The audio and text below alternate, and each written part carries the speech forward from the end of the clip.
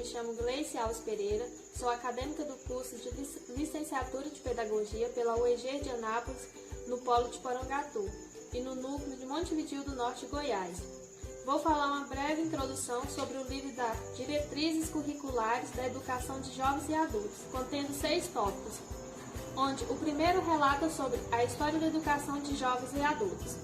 Ressalta a Lei de Diretrizes e Bases da Educação, a LDB 9394/96, em seu artigo 37, inciso 1, diz que o sistema do ensino de jovens e adultos que não puderam efetuar os estudos na idade regular, oportunidades educacionais apropriadas, consideradas as características do aluno com seus interesses e condições.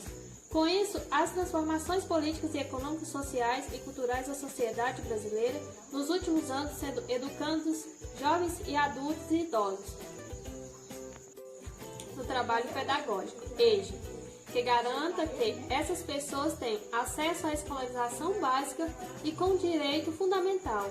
Relata também sobre os elementos históricos essenciais da educação brasileira de jovens e adultos para que entendermos a situação atual.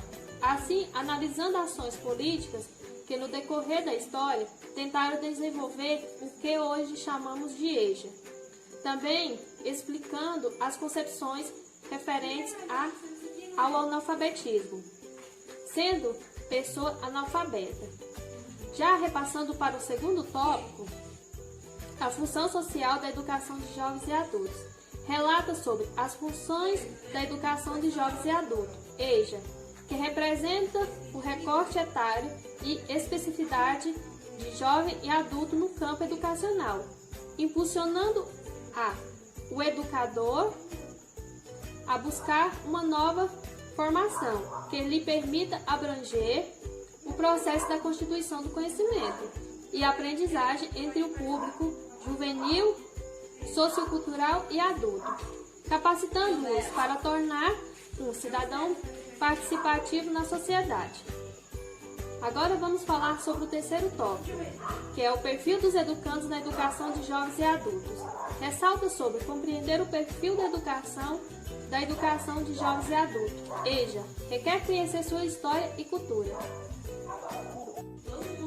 e costume, entendendo como um sujeito com diferentes experiências de vida e que, em algum momento, afastou-se da escola devido a fatores sociais, econômicos, políticos e culturais. Já o quarto tópico fala sobre os eixos articuladores do currículo na EJA, que é a cultura do trabalho e o tempo. Relata que o processo de elaboração das diretrizes curriculares estaduais da educação de jovens e adultos identificam-se os eixos culturais, trabalho e tempo sendo articuladores de toda a ação pedagógica curricular e os costumes, entendendo como um sujeito com diferentes experiências de vida e que, em algum momento, afastou-se da escola devido aos fatores sociais, econômicos, políticos e culturais. Já no quarto tópico, vai falar sobre os eixos articuladores do currículo da EJA, cultura, trabalho e tempo. Relata que no processo da elaboração das diretrizes curriculares estaduais para a educação de jovens e adultos, identificam-se os eixos culturais, trabalho e tempo, como sendo articuladores de ação pedagógica curricular, e também tais eixos foram definidos a partir da concepção do currículo, como processo de seleção da cultura e do perfil da educação do EJA. Já no quinto tópico, fala sobre as orientações metodológicas, que ressalta que o objetivo do professor é aplicar o programa Contemple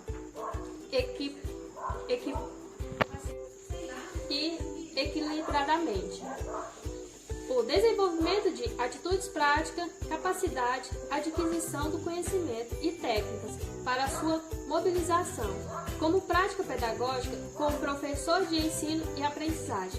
Considerando os 3 eixos articuladores propostos para as diretrizes curriculares, cultura, trabalho, tempo, as quais deverão estar interrelacionadas. Já no tópico 6º, fala sobre avaliação. A avaliação relata sobre o sistema avaliativo de caráter inclusivo, seletivo e de classificatório. E fala também de suas origens e concepções.